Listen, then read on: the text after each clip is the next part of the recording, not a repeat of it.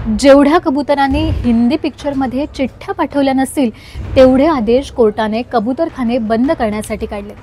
कारण कबूतरांमुळे होणारा श्वासाचा आजार आणि त्यामुळे मरणाऱ्या लोकांची वाढणारी संख्या। पण धार्मिकतेच्या आडून राजकीय कारण पुढे करत हे कबूतरखाने सुरूच ठेवण्याचा उद्योग मुंबईत सुरू होता। दादरचा कबूतरखाना बंद करण्याचे आदेश कोर्टाने देऊनही शेकडो लोकांनी तो सुरूच ठेवला आणि आता दुसरीकडे मुंबईतच नव्या कबूतरखान्यांची उद्घाटन केली जातात आणि हे करणारे सत्ताधारी भाजपचेच मंत्री आहेत। कुठे सुरू झालाय हा कबूतरखाना आणि कुणी केले त्याचं उद्घाटन हे आपण या व्हिडिओतून जाणून घेणार आहोत।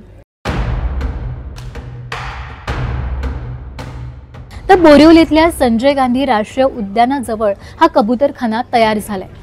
इथल्या 3 मूर्ती पोदनपूरमध्ये जैन समाजाकडून हा तयार करण्यात आलाय आणि याचं उद्घाटन कुणी केलंय माहितीये?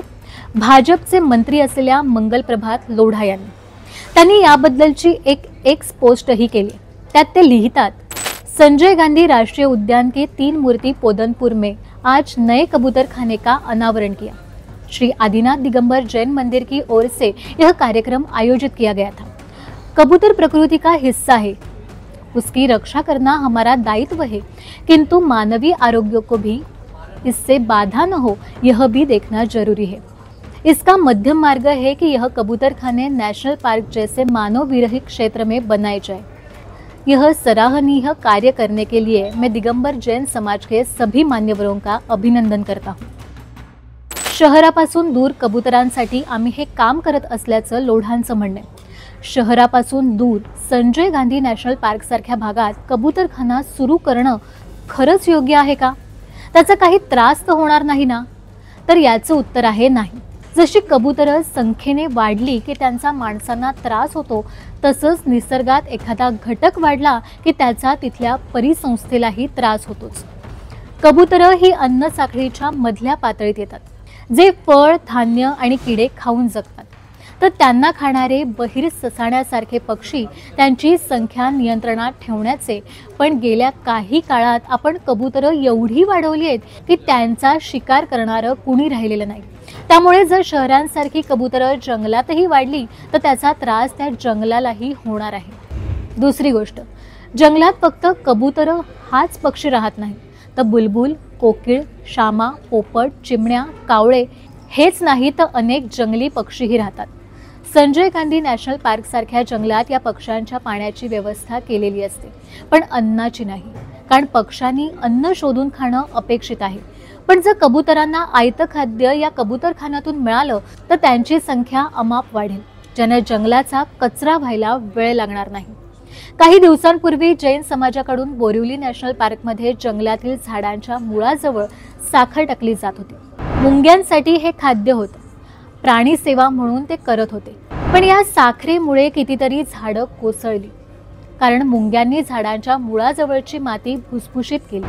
मुळं त्यामुळे मोकळी झाली आणि झाडं कोसळली गेली। निसर्गात आपण जेव्हाही काही नवीन करतो त्यावेळी विचार करणं गरजेचं आहे आणि हा विचार राज्याच्या मंत्र्यांनी तर आधी करायला हवा, कारण बोरिवली नॅशनल पार्क सारखं जंगल प्रत्येक शहराच्या नशिबी नाही। जे जंगल अख्ख्या मुंबईचं प्रदूषण क्षणात कमी करू शकतं, मुंबईला स्वच्छ पाणी पुरवतं आणि हवाही चांगली ठेवतं, नाहीतर मुंबईची दिल्ली व्हायला वेळ लागणार नाही। म्हणूनच कबूतरखाना सुरू करण्याऐवजी जंगलं जपली तर आपण राहू।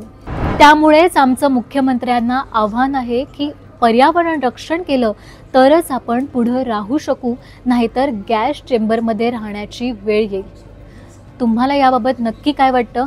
आम्हाला तुमच्या गावाच्या नावासह कमेंट करा आणि असेच तुमच्या फायद्याचे व्हिडिओ पाहण्यासाठी टाइम्स नाऊ मराठीला फॉलो आणि सबस्क्राईब करायला विसरू नका।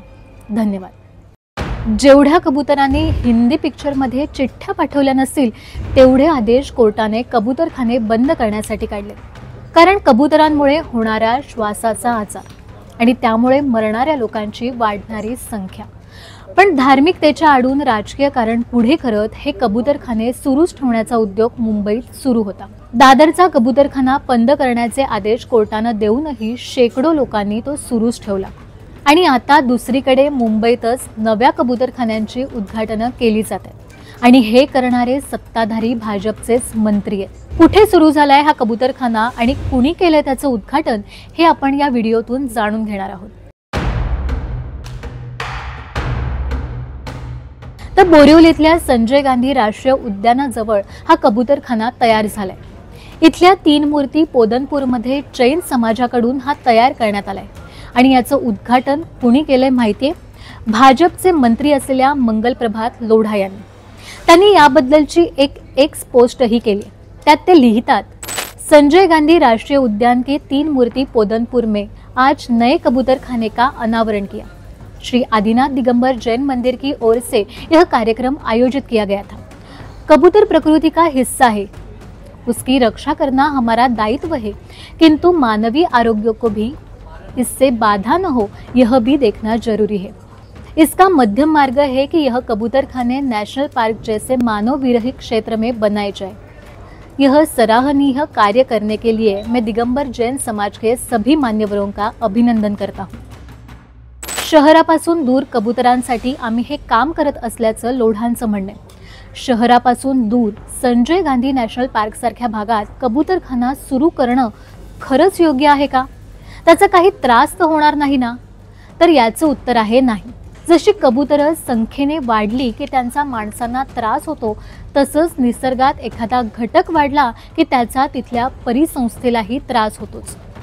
कबूतरं ही अन्न साखळीच्या मधल्या पातळीत येतात, जे फळ, धान्य आणि किडे खाऊन जगतात।